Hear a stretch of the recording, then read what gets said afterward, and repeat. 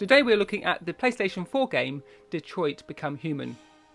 Right, Heavy Rain and Beyond Two Souls before it, this is the next in a new breed of game that combines cinematic progression and storytelling with players choosing their own narrative path with many possible endings. It's set in the near future metropolis of Detroit, a city rejuvenated by technologically advanced androids.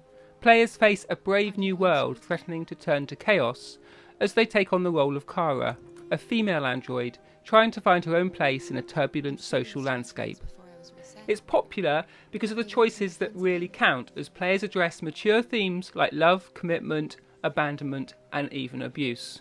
Because of this, there have been many worrying newspaper headlines about the use of that child abuse theme in an entertainment product. However, as I recently wrote for a newspaper, this material can be appropriate for interactive experiences if designed for adults and handled maturely. Andy Phippen, Professor of Children and Technology at Plymouth University, said to me, "As we have seen from key storylines in soaps like EastEnders, bringing these issues into the public consciousness using dramatic vehicles, there is increased likelihood that those who have suffered from abuse will speak up."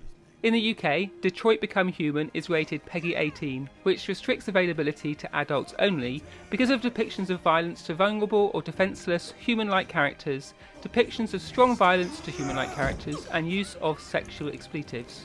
The VSC extend their PEGI details by stating, "One of the sections of the game takes place in a household with an abusive father and his young daughter.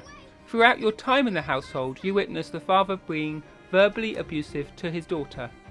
The player is then given the instruction to protect her, and the player can go about this objective in numerous ways, such as confronting the father, getting a gun and threatening him, or running to the girl and escaping with her." The VSC also highlight another scene at the beginning of the game where a young girl is being held hostage at the edge of a skyscraper with a gun held to her head. There's also a scene when an android commits suicide by repeatedly slamming his head into a table until it begins to split open. He then grabs a handgun and shoots himself through the head. A large open bloody wound is left where the bullet exited his head. The game also contains frequent use of sexual expletives.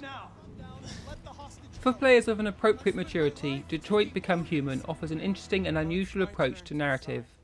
Not only can choices have a long-lasting impact on the story, including the death of lead characters, but you can retrace the steps through the menu to see how your choices led to a particular ending. Returning to the issue of these serious themes being used in a video game, we are now able to consider how well they have been addressed. Does the game provide a fresh perspective on this dark aspect of human life? What motivates these kinds of behaviours? Is there a genuine emotional quality to the game's characters and story, or is it just mechanical like the androids within it? And does it deal appropriately with these topics, without trivialising or promoting simplistic or binary solutions?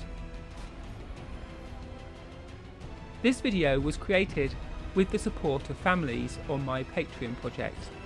If you'd like to join our community and get weekly videos to help you guide your child to gaming health, then please subscribe in the link below.